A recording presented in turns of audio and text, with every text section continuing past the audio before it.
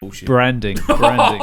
This is going to be cool. Well, if you want to start calling me MJ, I'm quite happy for I've that. listened to every episode. I cannot recall you introducing yourself as Matt J. Hannum. Well, Like when he's in trouble and his Mr. mother's Brand. like, It's Matt J. Hannum. come over here. And, I prefer Magic Matt. welcome to the show. I've got a full house and a special guest with us, Shane Jamail. And Shane wants to talk on the topic of haters, fellas. But before we jump into that, I shall... Well, fortunately, the lovely Travis Hato has helped pour the Lovely. even more lovely bottle of wine, which has been sitting on my shelf since December last year. A special gift from Michael. What's your middle name? Middle name? Yeah. Michael L. Duncan. Michael L. That's right. Michael L. Duncan. And so we're drinking a Weirdos, man. Churchview Silverleaf 2013 Merlot. Just a question. No, I'm still introing here. Okay, actually, let's have your question, Conrad. Oh, look at that. Silence. Come on, Look give us at the Look how much he wants restraint. to say. He wants to speak so badly. Yeah. Come on. It'll come out my ass if I hold it much longer. That'll really get you back. No, I'm good. Right. I like that upon reflection you decided, oh yeah, no, it's actually not worth saying. That's the only reason why he wouldn't say It it. probably was. And congratulations, Jacob, for speaking in the first half of the podcast. Oh, jeez. Here we go. Anyway, This welcome. is going to be so good. Oh, this is the sure Cheers, is. everyone. Cheers. Enjoy. It's got a nice nose, this one. So, Salute. are we ready? So, listen, guys, to understand Shane, we need to start from the beginning. One day during school, Shane was pulled out of class and told his mum wouldn't be picking him up that day. Instead, a youth worker would be collecting him. That day, his mum attempted to take her life, and this was Shane's first experience with youth services. So, in the years following, he developed anxiety, became increasingly more angry as he entered his teenage years, and when he was 16, he was given an opportunity to join a hip-hop engagement program run by the local council. From the program, he connected with people who offered him the opportunity to mix at local nightclubs, and things went a little downhill from there. The music industry, as well as the nightclub scene, isn't a place for a 16-year-old kid. He was surrounded by alcohol, drugs, sex, and violence. There was one moment that stuck with Shane, and at the back of a nightclub, he watched someone get beaten. He remembers thinking, I didn't know if he was going to survive. That day, or the next day, he called his youth service contact and told him the situation he was in and that he needed help. Following that call, he went on to run the original hip-hop program for the council that started his journey, and the opportunity expanded to an additional council. At this time, his boss, who was his contractor, said that he wanted to support him and suggested a self-development course to improve his communication skills. 5 years later, Shane went on to manage youth services for the council, and 2 years on at a detention centre to aid kids in the prison system. He worked in many roles and then found his life mission to help young people develop their vision and make it happen. He eventually left the local government and basically government scene to pursue creating his own organisation, aiding young people. This is called Sain Youth Services, and he's fulfilling his mission this way. So welcome, Shane. Thanks, man. Wow, that was awesome to hear that intro, actually. That's pretty moving. That bad, was I mean- very, very Tom Billion-you-like, mate. Thank you. I'll take that as a compliment. So look, the topic, Okay. Shane. Yeah. Great to have you here. Thanks, the topic is, and I thought I'd give that intro for everyone. You've only just met him this afternoon, so there's a lot we can talk about, and there's a heap of really powerful stories that you shared in your podcast with myself, Amplify Your Business podcast. Come on now. But Matt no- J. Hannum, Amplify. Jeez, are we paying for this episode to be produced? Yeah, but you know what? And even beyond that, that episode was really powerful. I think one of the most powerful episodes that I've had on my podcast, and I'd love people to hear a bit more about your story and your vulnerability in sharing what you've been through is really incredible, and I love what you're doing, which is why I wanted to invite you to this show. But the topic you wanted to talk about was haters, and you don't believe that you have any haters, and you don't think that anyone actually hates you at all.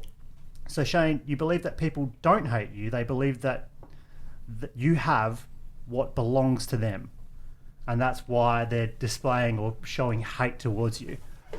Open the floor. Shane. Wow. Hearing that was back- interesting, man. Yeah, that is pretty interesting. Hearing that back, I'm like, holy shit, how many people are going to hate me now for that? And the way you kind of said that. I'm on the fence, just quietly. Yeah, I love it. I love it. I guess where do we start? So, when I started looking at this, when you asked me, hey, what do you want to talk about? And I said, cool, I know I spoke about it in the last podcast, and it's something that's really had me quite fascinated, not just from the hip-hop scene as a young person growing up, the whole haters terminology, but as a young person, like, this person hates you. And I've really kind of started digging in this world. Is it Morgan? Yeah, I'll go Morgan. So Morgan Freeman is Conrad's maiden name. Oh, Conrad, not Morgan. So it sounds similar. It is it's no Morgan. Apologise. Hang on. Let me just rewind. So just to remind you of names around that. So Morgan Freeman, The only black guy. Or two black guys. Conrad Francis. I can't do this. I'll give you real names. Jacob Moffat. Well, we'll just go. Justin. You don't need surnames for now. Yeah, Justin, yeah. Travis, and Michael. I mean, we've got Jordan Peterson. We've got all these different. We can basically put the table at Jocko Willink. We've got the table around. But what we'll do is JP just Sears. point and All right, cool. they'll work it out. All right, the reason So why Morgan. Well, the reason why I said Morgan. It's Bravo. Iggly Piggly. It's Eagle Piggle. Same thing. The reason why I said Morgan was it's actually Conrad. Before I came in, they're like, "Hey man, just be careful of Conrad. He will challenge you." Who said that? Not be careful. They're like, "Hey, he's the only one who's going to challenge you." And I'm sitting here. I'm like, as soon as he said that, I was like, "It started already." It started. I'm like, "Oh shit, here we go." Can I just ask one question Yeah. before you start? Yeah. What's your nationality, man? I come from a Macedonian Romani gypsy background. Gotcha. Yeah. Oh, interesting. So where do we start? So when it came to the term haters, I guess I've really been looking at like, what is hate? Where does it really come from? And when I say it's not what I have personally, so what I'm looking at now in the research that I'm doing is that people actually aren't hating what I have.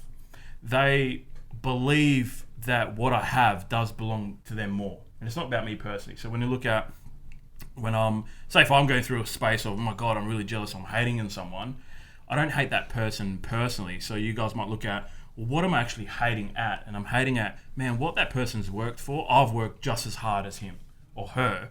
I deserve that just as much. And with, like, I guess the space I'm going through, I am going to do a video in a minute saying, in this week of, I don't believe I have any haters video coming soon. And I was really curious to see who was going to be like, what the hell? Bro, I know a lot of people that hate you.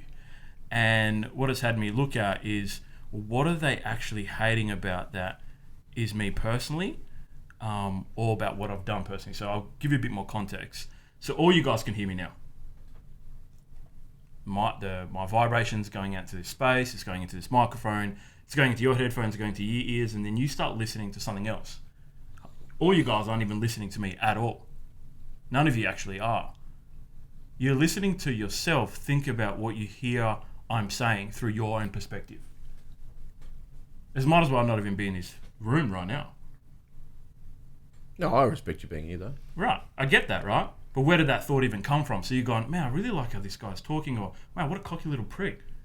Or, hey, he's really cool, he's done this, or doesn't that. I don't actually agree with this. And then I'll make a comment like that.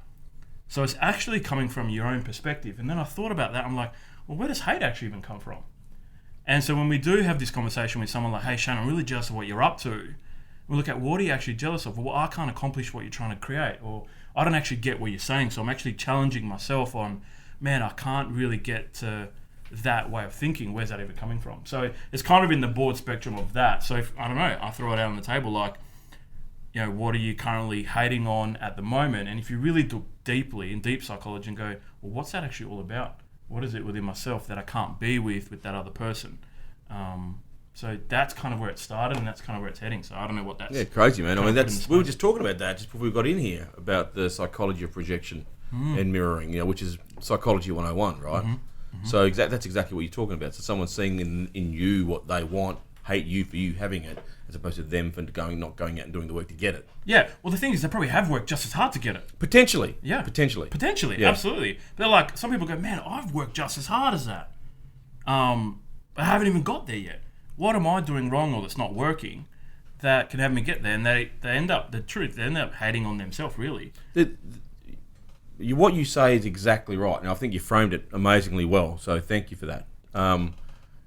But two people can do the same amount of work without the same intent, get different outcomes. So it all comes back down in what you're saying is, where did you plant that seed to allow you to work from, and how did that happen? Because that's where it's going to get to. So work and work doesn't equal the same outcome. Never has, never does. Never will. And I think where you're going through as well is each person has done the same amount of work, but each person has had different environments. Each 100%, yeah. Different factors. So it's such a complex thing. And when we talk about suicide, it's so complex to go, hey, we're gonna resolve this case or whatever comes up. It's such a complex matter to go into, where that person's environments happen, what's going on biologically, what's happening linguistically, what's coming out of each person's mouth that we can determine what's going on. And that's where I think hate becomes like an easy way to do it. Hate's easy. Boom. Hate. I hate you because of that. So there's no deep thinking in it. There's no trying to understand, question where that person's been, or try and put yourself in that person's position. So I think hate is something that is probably a little bit too easy to do. That's such a good point. I don't know who does this quote, Matt. You might know it. It's not that our deepest fear is not that we are inadequate. Marianne Williamson. There you go. Our deepest 5 fear. points to me. Yeah, our deepest fear You is can that see a we'll... bromance going on here. Conrad's really amped up the pheromones. I thought it was just the essential oils. Or the red wine. Yeah, the red wine. But if we just look at that comment like for a second, or that quote, who was the person? Marianne Williamson. All right, Marianne Williamson, right? How to Coach Carter was what made it famous. Well, that's what we look at with when we do our big program with young people. We actually play that scene, and if we state or that we linguistically bring that I've met that quote dude, out. right? He's phenomenal.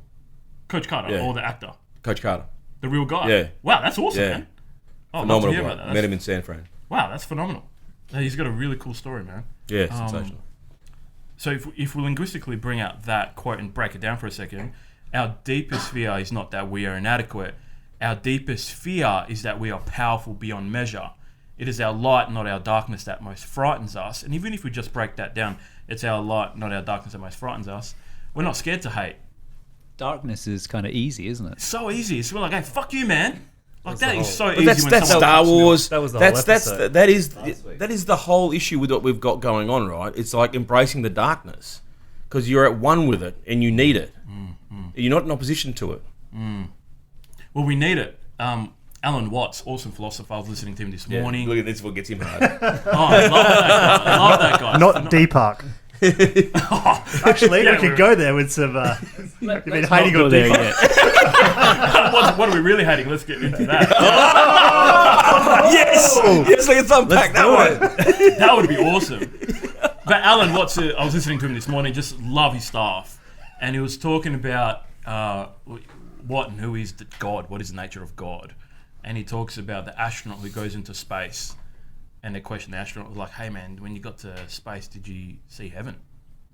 What was it up there like?" And he goes, "Yeah, God, she's black," meaning the darkness. And when you look at stars, you need the darkness for them to shine.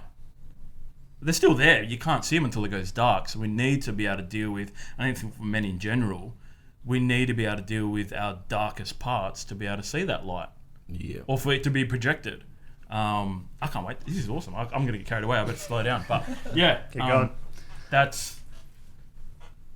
I just love that part when you look at where, if we get to the hate and the darkness of the hate, and we get actually behind that level of bullshit, what's actually really going on. I feel like I can swear on here for some weird Oh, you can reason. say whatever you like. As a youth counsellor, you're kind of like, hey, how you doing, mum and dad? Like, I just want to be like, fuck yeah. It's awesome to hear a group of men.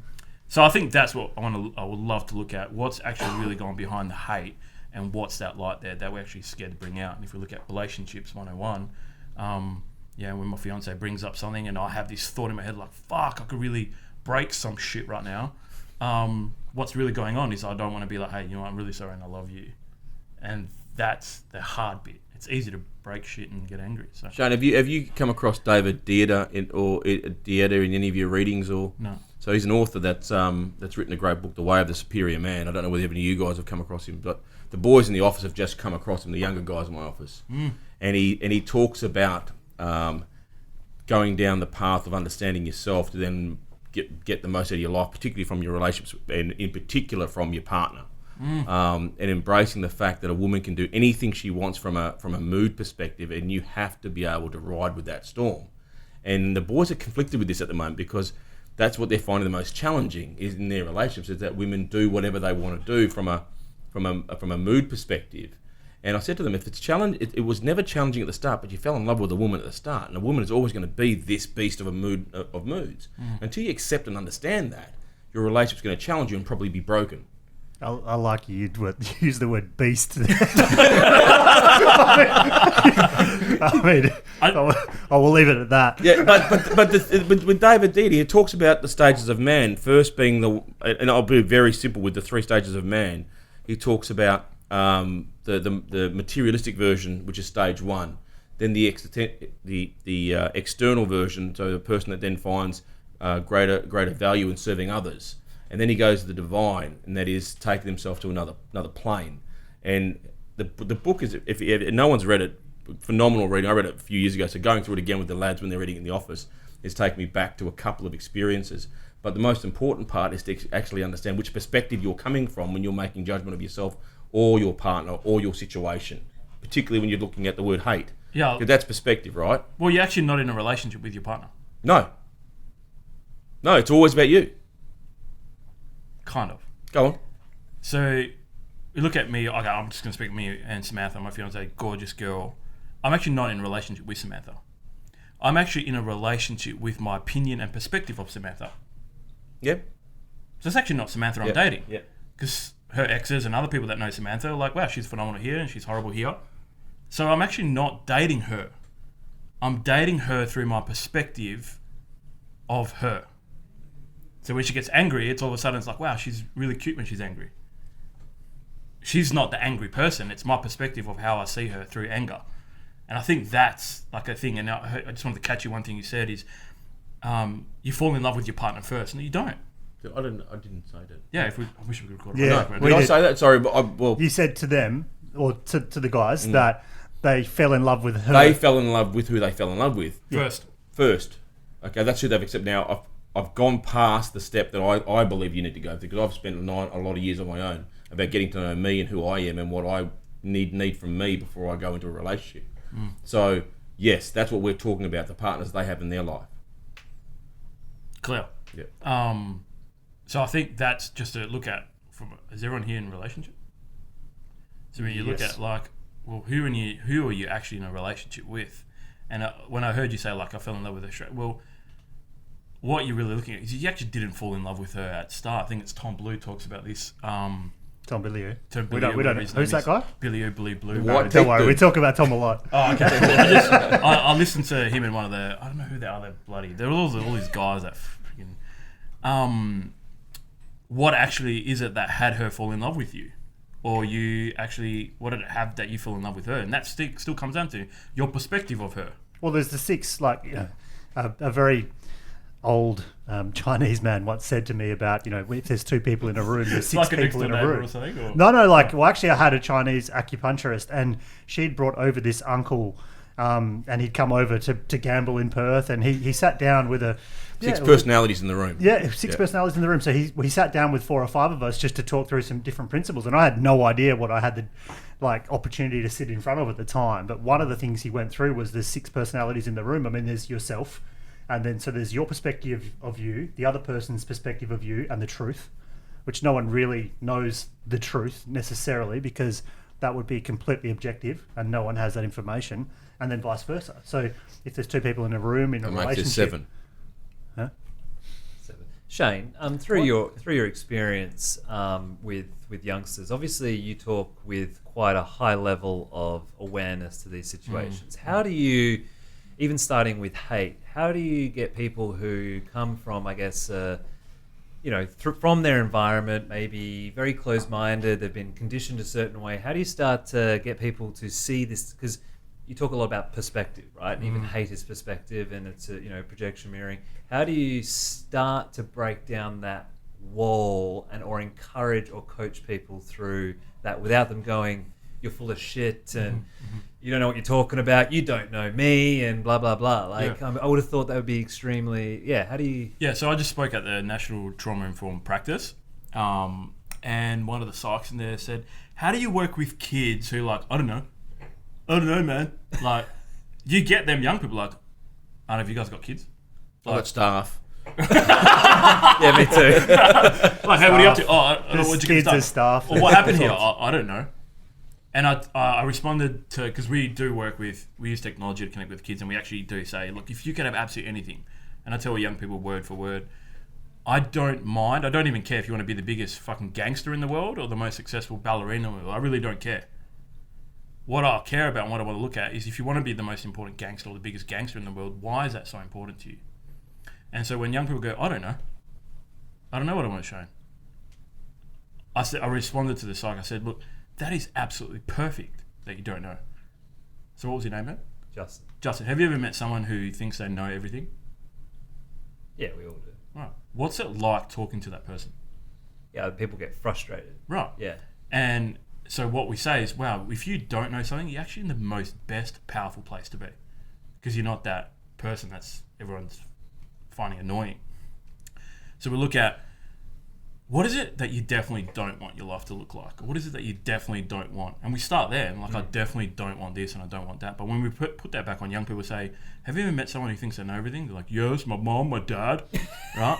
And we're like, okay, what's it like talking to them? Fucking annoying, man. And you create this space like, I get it. It is annoying.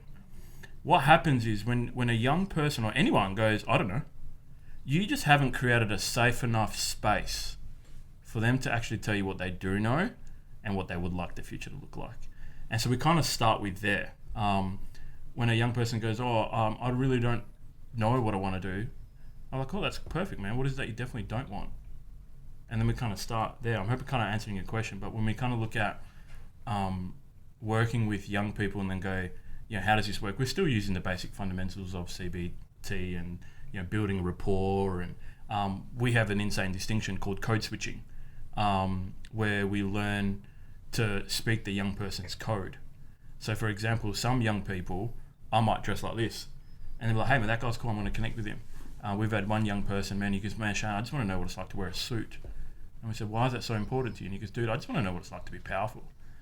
And so we make an effort to look at how we even dress, and like we talk about the environmental factors. It's such a complex question for me to answer, but there's so many different avenues. I've had one young person say, look, I don't really want to work with you, I'm not ready to talk. And then we kind of leave that, and that's okay, that's cool. You might work better with the other person who's wearing the suit.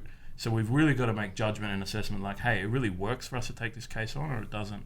So does that give you anything to work off? Yeah, I think it gives, well, you answered it. It's providing a safe space and allowing people to feel vulnerable and not feel judged, I guess. Yeah. I guess the other part of it is, how do you encourage, something that we've talked about and I've shared quite a bit is the fear of other people's opinions, and obviously being hated on is essentially a fear of other people's opinions. How do you get to the state or encourage also young people, because that holds a lot of majority of people back, is what their peers and other people think of them, and hate is a big one, that people don't do things because of the fear of being hated on. How do you encourage people to flip the perspective, to go to that perspective and go, you know what, it doesn't matter if I do this or this, because I fundamentally know they're hating on me because it's of multiple factors. Where you started this conversation essentially is that people are hating on, and it's funny, it even gets, I'm just digressing a moment here, it's like,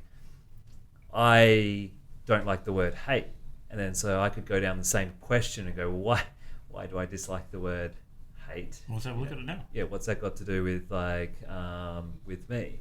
But it's because I just pick up a perspective, which is a big thing of what we've talked about over the last few episodes, is perspective.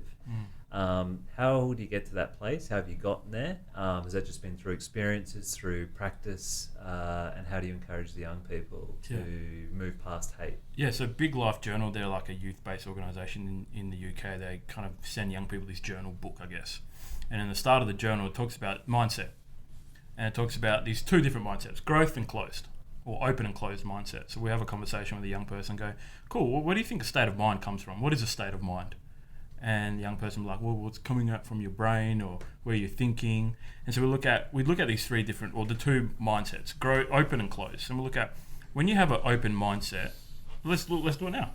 When you have an open mindset, what is an open mindset? What would you say an open mindset is? Curiosity, willing to learn, malleable. You're not always right. You could be wrong. The willingness to, Cool, awesome, and I love that key word, willingness. Like, when you ask someone, "Oh, are you willing to do that?" It's completely different to "Will you do that?" Okay, cool. Now, what would you say closed mindset is? I'm right, you're wrong. I don't believe what you're saying. It doesn't make sense. I don't understand that. I know what's comfortable for me. Comfort. The fear of the unknown, which slips back. Stubbornness. All those things. Great. Okay, cool. So without going into this third mindset, we look at, all right, so when you're being open mindset and willingness, like what does that make available to you? Anything. Okay, great. And when you say anything, what does anything mean to you? Like what, if you could give me 3 words around anything when you're operating from an open state of mind, what's available? For me? Yeah. I guess limitless, right? Opportunities, abundance, living your best life. Cool, awesome. Now, when you say closed, what kind of life or what kind of occurs when you're in a closed mindset? The same of what has already been. Constraint, straitjacket, frustration. Almost then going down. You start to go down. If I was to think about, if I had a closed mindset or was living that, you'd be going down the other way. Blame, resentment, etc., etc. Perfect. All right. Shame. Okay, clear. Now we look at, so this is literally conversations that I would have with young people, and we look at, all right, cool. Have you ever met someone who's open-minded? So literally, I was asking you the question, like, have you? Yeah, there's room. Yeah. Okay. Yeah. Perfect. Awesome. Cool. Now, what kind of life do they live? What kind of life do we all live? I guess you could say a good one. Awesome, cool. Now, when you look at people, I'm sure you know people who are closed-minded. Yes. All right. What's it like looking at them, seeing them, their life, and when they communicate linguistically or whatever? Obviously, but having digs at people, blame, this and that, whinging, complaining. Perfect, right? Blah, blah, blah. So we kind of create them 2 conversations. For the guys listening as well, like look for yourselves, like when you're open-minded, when you're closed-minded. But then we look at this whole thing about the insane state of mind, we just call it, and it's really kind of optimistic or ambitious. Like, so if you're so you got open and closed, right? But let's go into the world of ambitious. When someone's ambitious, what kind of things show up for them? Yeah, opportunity, growth, progress. Cool. Et cetera. So when we have an example with a young person who's currently dealing with something like, man, my dad asked me to clean my room, man, it's fucking bullshit. And we look into, what state of mind do you think you were operating when he was asking? He'd be like, it was closed, man, it was closed. And so we look at, all right, how do we shift between perspectives and how can Hang on, did Jordan Peterson ask them to clean? I don't know. I've actually seen him live. He was really cool, but I haven't read any of his Did you stuff. see him here live? Yeah, we were there. Which one did you go, Friday or Saturday? The last one? It was a Saturday, yeah. He would have been the one with the pom-poms at the front row. Yeah.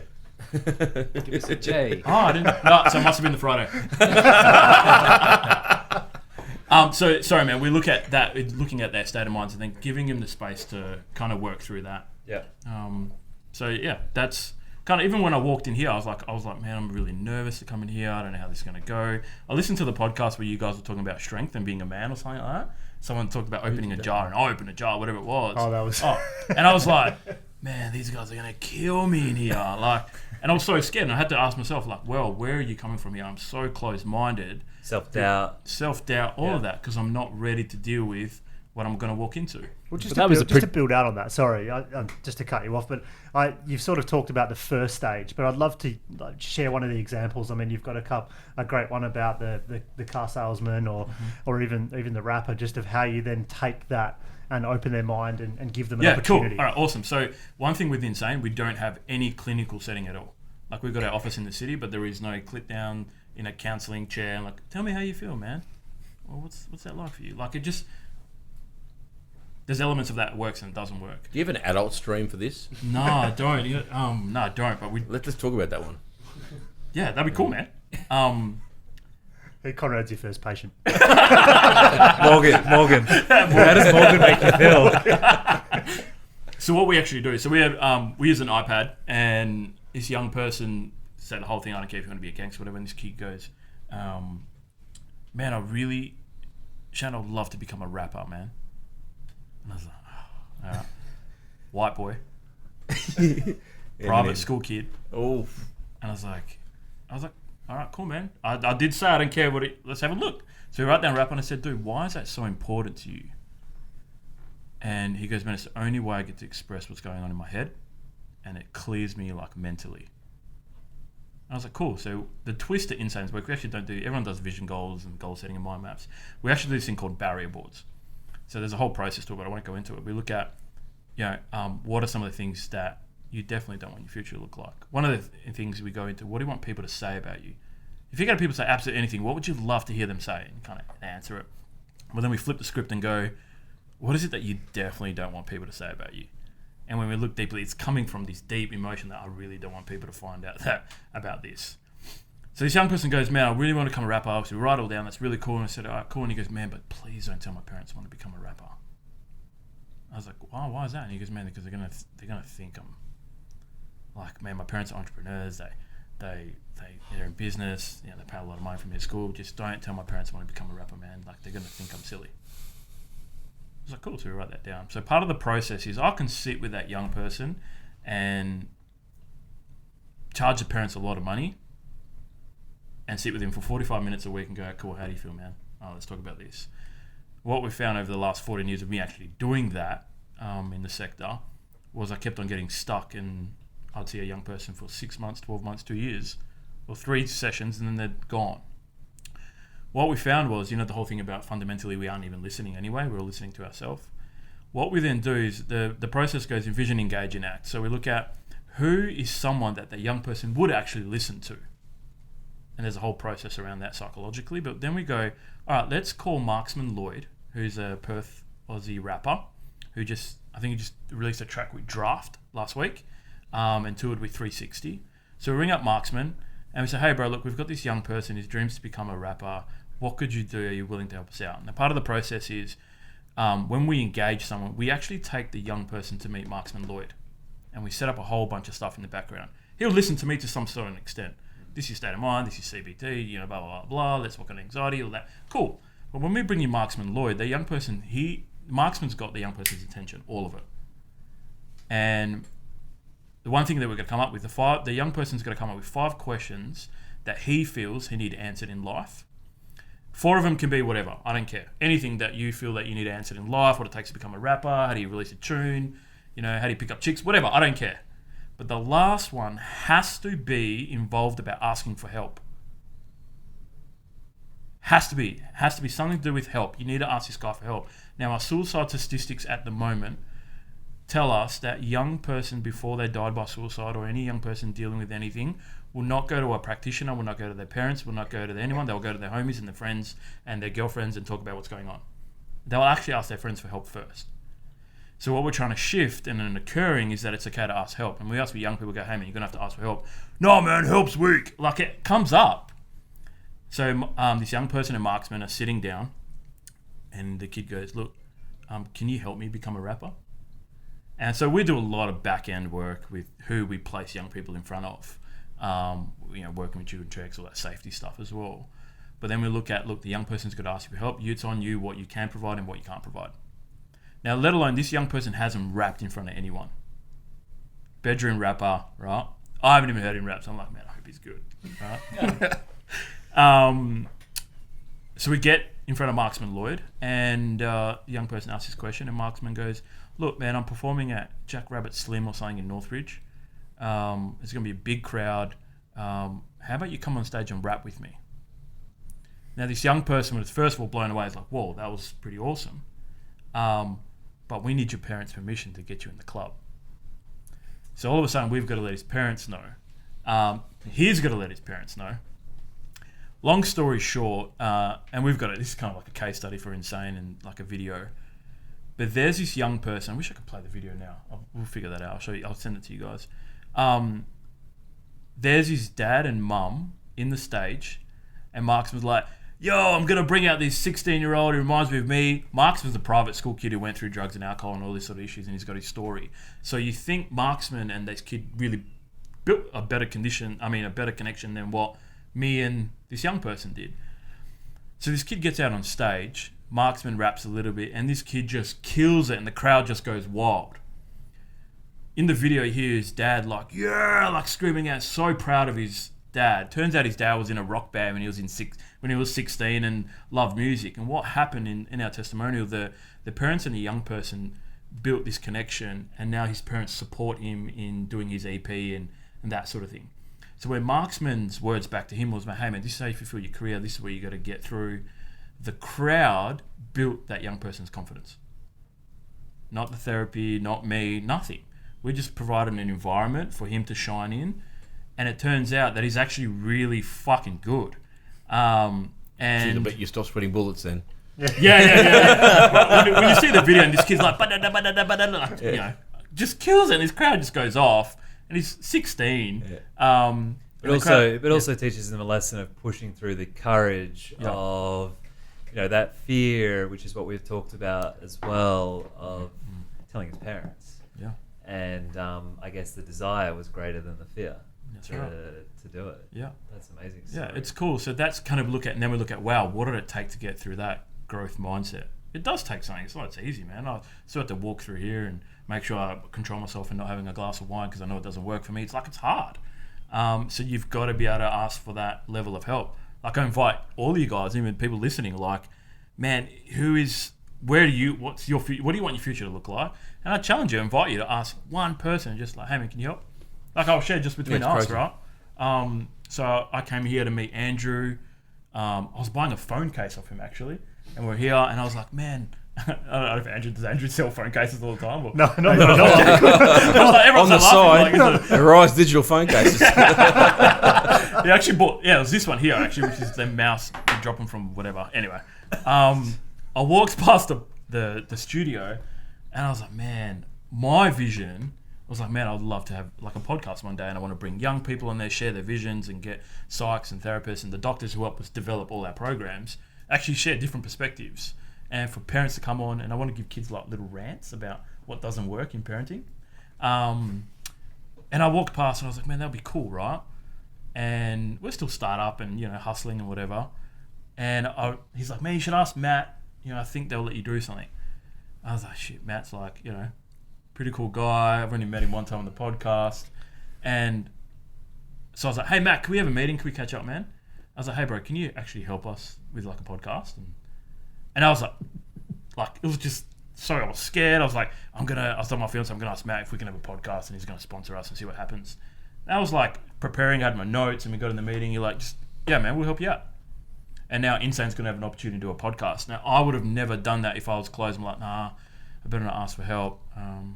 What that looks like. And now we've asked someone else. We've got a cabinet maker who helped us out with this wicked young person's case whose dream was to become a cabinet maker. Which probably sure that went really bad, which turned out really good. But he's going to help us out. He's like, whatever you need with the podcast, sponsoring or forwarding or whatever, let us know. So asking for help is, I think, I'm sure you had a video that came out last week and I forwarded it. So yeah, man, there you go. That case, I got thousands of stories like that with young people that we've actually prevented, like, I want to kill myself, to, wow, I've actually got this opportunity that's not in my state of mind. However, that does get triggered. It will get triggered if we don't create the right environment. So. How do you get your stuff into schools, bro? So I actually spent the last 4.5 years working for the Department of Education. Yeah. When I first started the practice, I was full-time Department of Ed, Govy card, Govy credit card. It was awesome. Worked with a really cool team, and I was helping all these young people achieve their vision. And I said to my boss, I said, look, I've got to resign. I'm telling all these young people to follow their vision. Like, how do I start? Like, I need to follow mine. And so I left the department, and now we did some subcontracting back to them, and that's when I failed. It was like, I was so great with young people, and I just couldn't do business. So we started doing some business, and I wasn't sending my invoices on time, and I was charging more than what they were paying their clinical psychs. and like, Shane, like, this doesn't work, and then we had some breakdowns. But yeah, we've done some schoolwork. We've had a group of young people from Fremantle College and year 7s, these young persons like, man, I want to save the planet. We're like, cool, let's get Darren Lohman, hook you up with the principal, and talk about the recycling plant that's getting built in Perth, the very first one out of Australia, and make that work and give you some connection and give this 7-year-old an experience. Because that whole thing, fixed versus growth mindset, I mean, we talk about it a lot, and I think we take it for granted, right? But that's objectively where most children and teenagers struggle to understand the difference, or that there is actually a choice, and then the questioning that needs to go with that to either open the doors, or at least open a conversation. Yeah, that's right. Look, my big vision and dream is to have a young person say, look, my dream is to become a rapper, and then how do we actually create a curriculum that gives that young person, like English, we're going to take on lyrics is going to be that, and that's how we're going to distinguish how you get your distinctions to pass this module in English. We've had a young person, man, my dream is to become like a mechanic. How do we actually change the curriculum to match that, whether it's math? That's why your math is going to be based around car mechanics. Yep. So, and that's kind of the big vision, man. We had one kid's dream to become an underwater welder because he was so risky in his behaviour. And Or did you find out how much they got paid? Well, funny that we actually took him to the Fremantle welding school, and you saw a guy drop in the tank, talk about being a welder, how much money they make, year 7 kid, and then we made a request if he could join the year 12 welding program, which he wasn't originally allowed to because he was in year 7 and you need to do the basics. So that's the kind of stuff I want to do, man. I get carried away when I talk. I've got a question for you. Yeah. If with a growth mindset, if you say you've got a growth mindset yet are closed in certain areas, is that plausible? Can you say that again, man? So let's say you want to, or you admire, or even you just label yourself a growth mindset. Does that mean you're open in every area, or No, because you go through different states of open and closed, but I think open's just a natural thing as well, man. You've got to really get yourself to this ambitious, optimistic state as well. Like, you got growth and closed. It's so normal. Yep. You got growth, it's average, man. So, I can get the binary, the growth and closed, but can you be growth focused or have a growth mindset with closed sections? I think you probably need to. Yeah. I don't know. I'll be probably making shit up now when I'm talking, but I think you definitely need to. I've only ever understood it as binary: growth or closed, or growth or fixed. Because you're referring to, like, you can be growth in, say, this area, spirituality or like business, but then you're closed in health. Yeah. Oh, okay, yeah, cool. I get what you're saying. Yeah. I think if you're willing to have certain areas of your life drop, Yep. To make others work. Like, I know when I first started up, like, I wasn't sleeping. Yep. So my health diminished, but I was growing my business. Yeah. So I think it goes like that. But you definitely need that level of despair, if we can call it that, to protect yourself. Because when you're in the level of despair, you need to catch yourself. Wow, I'm in a closed mindset. That's when you need to ask for help. Not when you cool. yeah. So but that's purpose behind why you would give up sleep. I've been there. I know what that means, right? So if you're good with giving up sleep, if you're not good with giving up sleep, then that's the closed part, right? Because you're giving up and you're not wanting to give it up, and you want the outcome of not giving up sleep, but you're not good with giving up sleep. Or people are suggesting that you need more sleep and you don't want to listen. Yeah. Drew Knowles, awesome good friend of mine.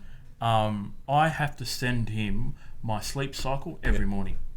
Who's Drew? Is he a sleep doctor? No. So Drew, he runs an organisation called Influence Ecology. It's like a personal development thing. Awesome guys around training and development for business. Yep. And he's got I don't know exactly what his background is. It's around health and nutrition. So you just send your sleep cycle to anybody? Funny you say that. I've actually sent a few people to go, hey, you got to get onto this. Yeah. I didn't realise how important sleep actually was. Yeah. Are you okay with your sleep cycle being in the show notes? Like... Yeah, absolutely. I got my first 100% the other day. But originally it was at 40. I'm on chemo at the moment, and there's a whole bunch of stuff going on with my health because I wasn't looking after myself. Yeah. And someone said, Shane, you've got to manage your sleep. So I'm on a mild form of tablet chemo at the moment, and every 3 weeks I get jabbed with this drug called afliximab, which they're trialing because I've got diagnosed with a thing called ulcerative colitis disease, and it's kind of been running my life since I was 19. So, I've got to really maintain, understand when I'm in a level of despair that I need to go, hey, I need help with, can you come to me? can you come with me to this infusion because I know I'm going to So throw I feel up. like, sorry to interrupt, but the antidote to the moment you're the aware of being closed is literally just asking the question, I need help. Yeah, well, that opens you up straight away, right? It'll just open you up to whatever comes from that question. And the biggest part with that is having somebody to listen, though, and that's probably one of the biggest things I would have thought with kids. Is the first thing they need is just somebody to sit and be there with them. It doesn't even need to go deeper than that. There's sort of just that action of just sitting and letting somebody just be who they are for a little bit, because at home it doesn't happen. Like, you know, at home they don't have anybody, nobody gives a shit. Yeah. So I don't even think it's just kids though. Maybe if you do look at the adult suicide rates, There's nobody they're there on the rise. listening. So one of the cool things about Insane is like I said, we don't have any clinical setting. All our therapy is actually done in the car. So when you put a young person in the car and you close the door, As long as there's no boiled lollies involved, you're pretty cool with that, right? so what? Boiled lollies. What's a You boiled Just a lolly? little. Putting kids in cars. Yeah. There's a connotation attached to that. You're talking about the puppy sort of thing. Let's not go down that You track. didn't say back of the van. Oh, okay, right, the whole white van thing. Yeah. the innocence of this bloke. I didn't even get the joke. When you work for the Department of Education, you get these things like you get critical incidents come through the department. You can't check them. It's like white van at school located, blah blah blah. Like it happens all the time. Man. I'll tell you some other stories, but anyway. I was gonna go somewhere, but I'm not going to. Do you remember when, obviously you went through quite a hard time when you were a kid? Yeah. Do you remember the first time somebody kind of listened to you and when that first little bit of light kind of changed for you? I acknowledge him every single time. He's the ex-CEO for Youth Advisory Council. His name's Vic Giacomo. Was my youth worker at 14. Still mentors me till this day. I get moved talking about him. He is the guy that I called and I was like, hey man, fuck, this is going on. And he's like, look, let's help you out. We're running this hip hop program. How about you take over and we'll set you up a little ABN, business sole trader thing, and we can contract you through. And he's like, we know you want. They're the guys that got me into the music industry. There's a thing about where Insane is called, or there's In and then there's Sain. It's got nothing to do with me. It's not about that at all. It's all because Vic actually got in my world. And so the whole point about Insane, if you look at our logo, there's no sharp edges. When I was working in the prison system, when you're in a cell, you got to make sure that there's no hanging points. It's kind of one of the things when I guess the guys built the cells to make sure there's no hanging points, right? So our logo is all rounded and it's in chain, meaning like we want to get in a young person's world. So when Vic said to me, hey man, how about we help you set up a business and you come on board? He goes, what would you call it? And I was like, I don't know, in chain, because you got in my world. And that was the day that I realised, like, wow, this youth worker's actually got my back, and there was no clinical setting, and it was cool. And next thing you know, they're helping me out, and then I went into a nightclub. They didn't tell me what happens there, but that's I guess my first point of contact. And Ben Hawksworth, I've got to acknowledge as well. He'd pick me up in his van, actually. Think about it now, which carried all his DJ gear in it. However, we'll talk in the car. I'll never forget. He actually said, Shane, you got to make sure you wear glasses. I'm like, what do you mean? He's like, well, if you don't wear glasses, you get your eyes can get damaged by the sun. Like, I remember shit like that, and that was a youth worker talking about protecting me, because I wasn't protected and wasn't safe. That whole narrative for me at that young age. But that little conversation made the biggest difference. I love how you said, like, we've just got to listen. There's a distinction in counselling called transference versus counter-transference. So this whole room shifts when I walk in here because there's a different transference from energy or my way of thinking or being, whatever you want to call it. It's the hardest thing to do in counselling is actually to stay quiet. That is actually the hardest thing to do. So when we're with a young person, we're in the car, we sometimes drive, and I have a young person go, I don't really want to talk today. And he'll keep quiet, and just before I drop him, he goes, I just had the biggest argument with my dad yesterday, and I told him to fuck off. And it took 45 minutes of quietness just to say that little bit, and then we kind of got into our dialogue from there. So I wanted to make sure I answered your question as well, man. It's sometimes the listening is just staying quiet and giving it a space for someone to just distinguish what's going on in their own head. So yeah. You talk about the kids who want to be a car salesman or want to be a rapper.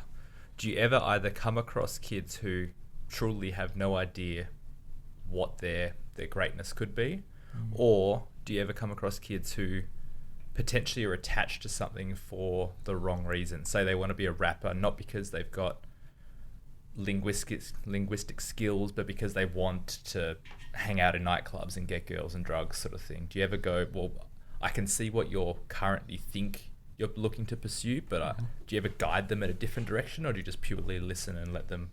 It really is purely listen and allow them to have that experience for themselves. And I get what you're saying. Like, I've got to be really mindful if, we're a one young person, go, man, I really want perfect eyebrows. It's all this young person wanted, perfect eyebrows. If I can have perfect eyebrows, Shane, I'm good. Yeah. And I was like, what is that all about? And I was like, we'll hook her up with someone. We'll do some lessons on beauty therapy and that. I was like, that's where the case is going to go. It's awesome. She goes, no, I want to stop taking my eyebrows out. And that's when I was like, okay, wow, this is a completely different case. We're dealing with a highly suicidal case, and we kind of had to stop the work from there because it wasn't about hooking her up with a person to get the perfect eyebrows. It was deeper. It was deeper than that. But then we still took the case on, well, let's go meet a beauty therapist, and what does it take to draw the right eyebrows on? So I know I haven't quite answered your question, but yeah. Yeah, because I remember when I went through several phases. I remember when I was probably 12, 13, I wanted to be a mechanic because my mate loved cars, and whereas I was a more math, science kind of study sort of kid.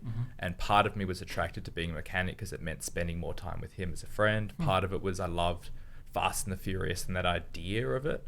At the time, I guess my parents cut it down and went, no, you're better than that. You can be an engineer if you want. And I just did that instead.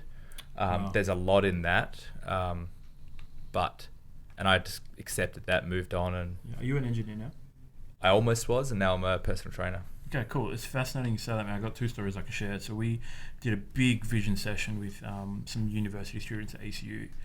And this one young person just during the session, just like a group session, and starts crying. He's like, fuck, I don't even want to do this.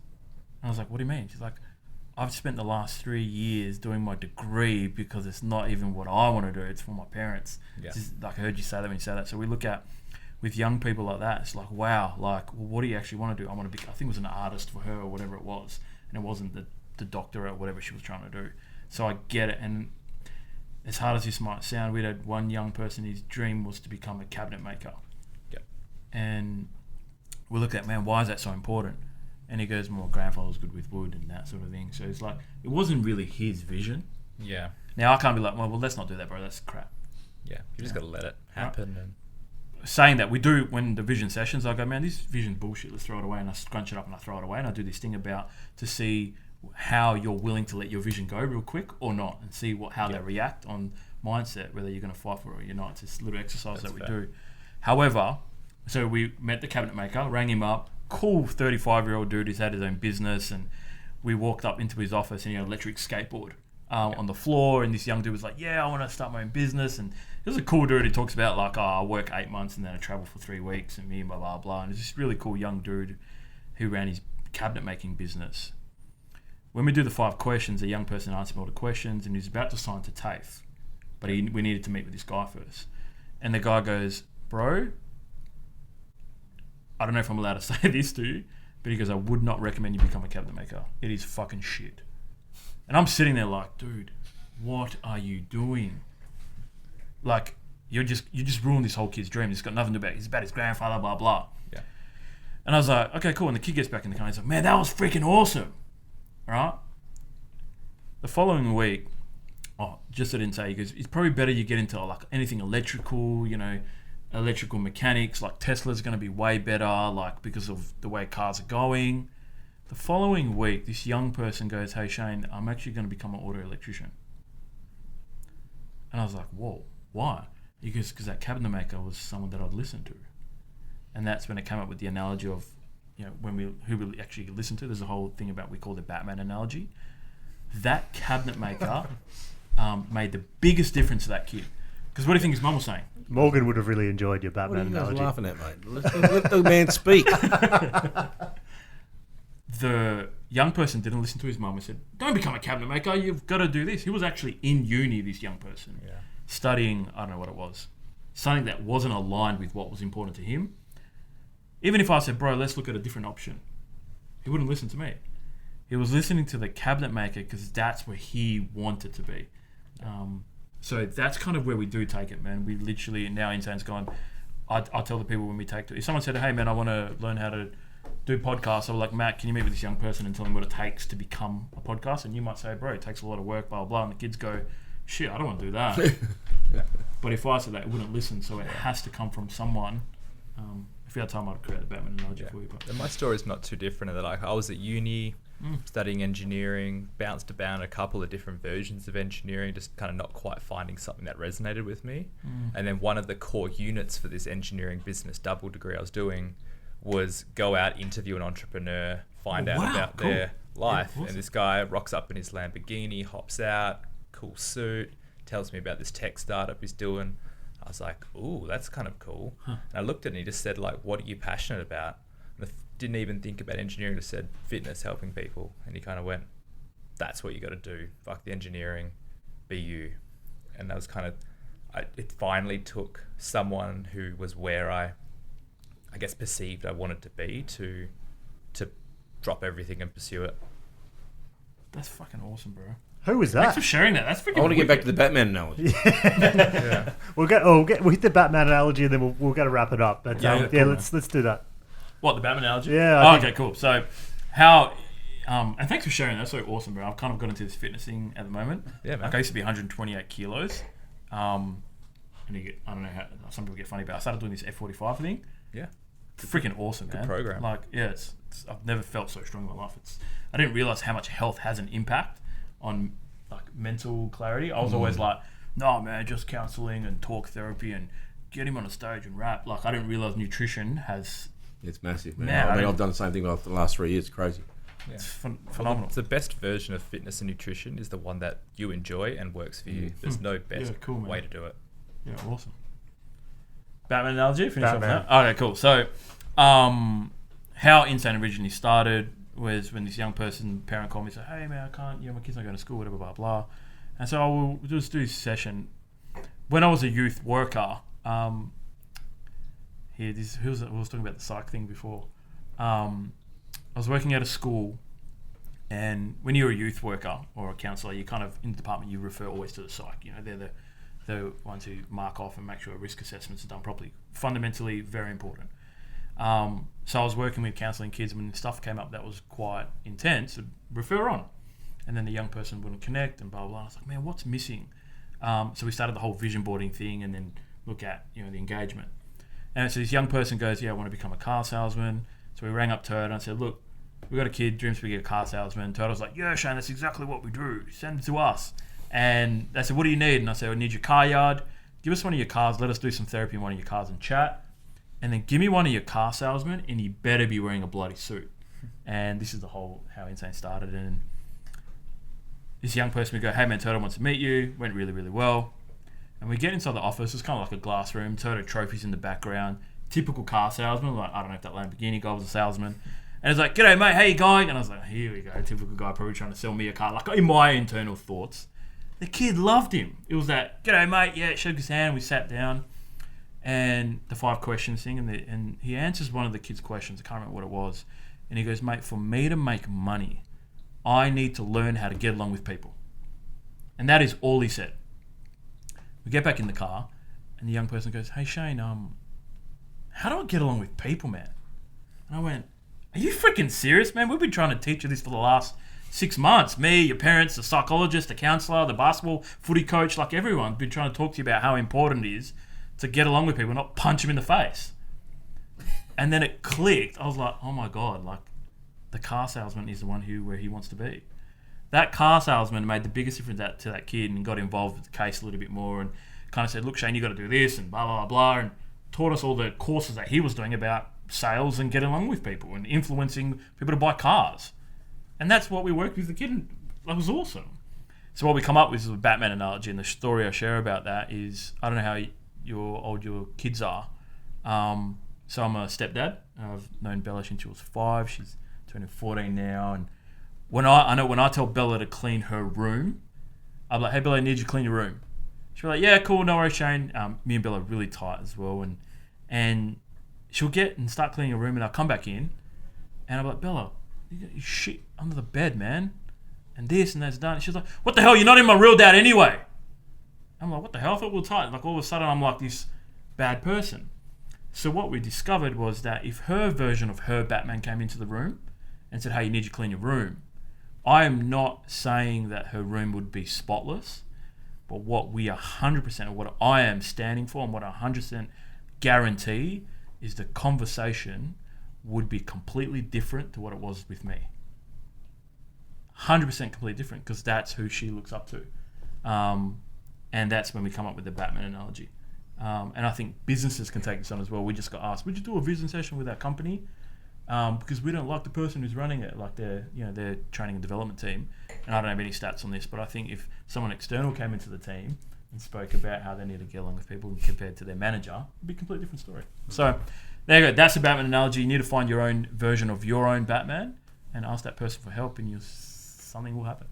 One of the bits I loved in that story is before about the rapper, is that his... What's so funny? I don't know.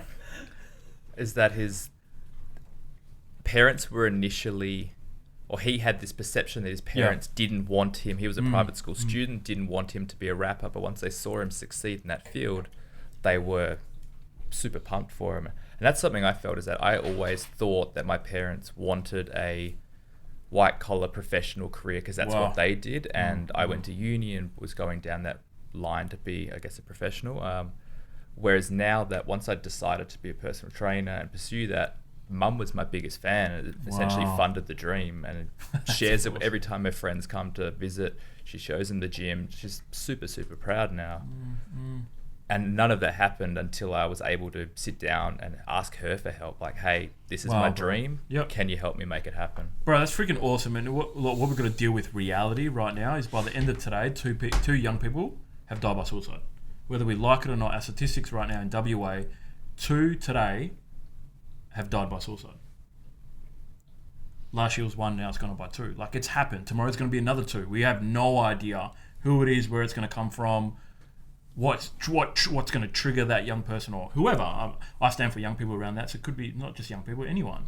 And I think, like, when you say stuff like that, it's we need to give young people the opportunity to share where they want to head and what they want to do, and be mindful with parents. I can't wait to start this podcast about, when you got to have it discover what's the young person's perspective. It might not even be true. Yeah. And why do you think that number's rising? You said last year it was 1, this year it's 2. What's different this year, or what's different in modern society that's making that number go up? Man, that's a $1 million question. Yeah, it's such a complex thing. Like, it is. Suicide is complex. It's very complex. I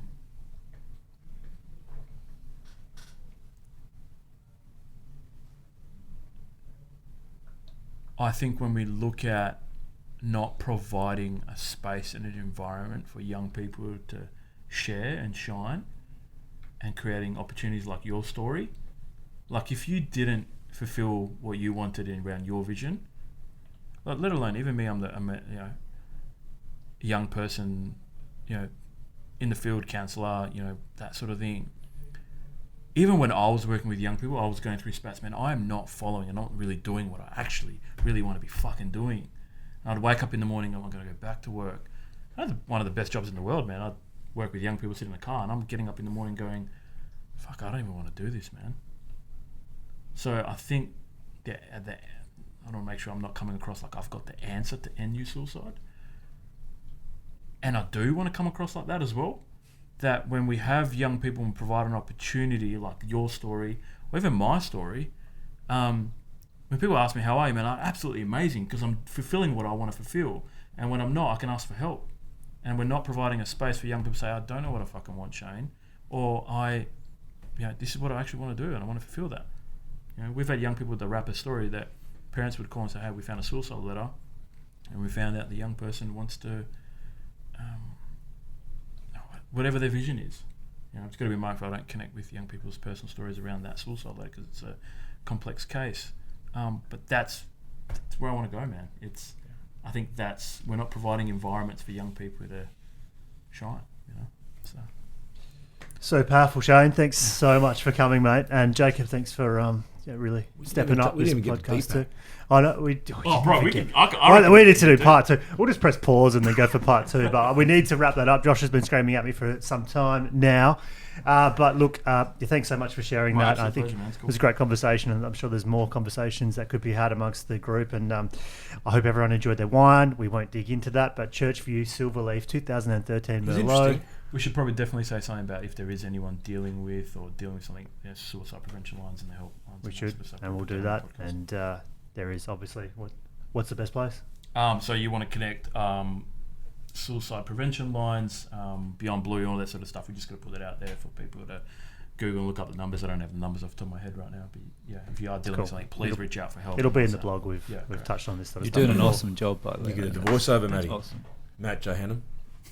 We will. So anyway, look, thank you very much. Thanks for coming, guys. Look, I hope if this has inspired you, if you feel like you wanted to get in touch with Shane or his team, it's sain.com.au. And look, they're doing some amazing work. I know they love some help from anyone out there that thinks they could help them as an organisation too. They're doing some great things, and we're going to do what we can to support him and the team. And I think there's more conversations to be had. But if you do feel like you need some help, don't hesitate to reach out. Ask anyone. I'm sure someone else could help you at least get pointed in the right direction. And but look, please, if you enjoyed the episode, share with a friend. If you think there's someone that could really benefit from hearing some of these stories, definitely pass on the episode. And until next time, gentlemen, it's been a pleasure. Thanks, Shane. Always. Goodbye. Shabbat. Bye. Bye.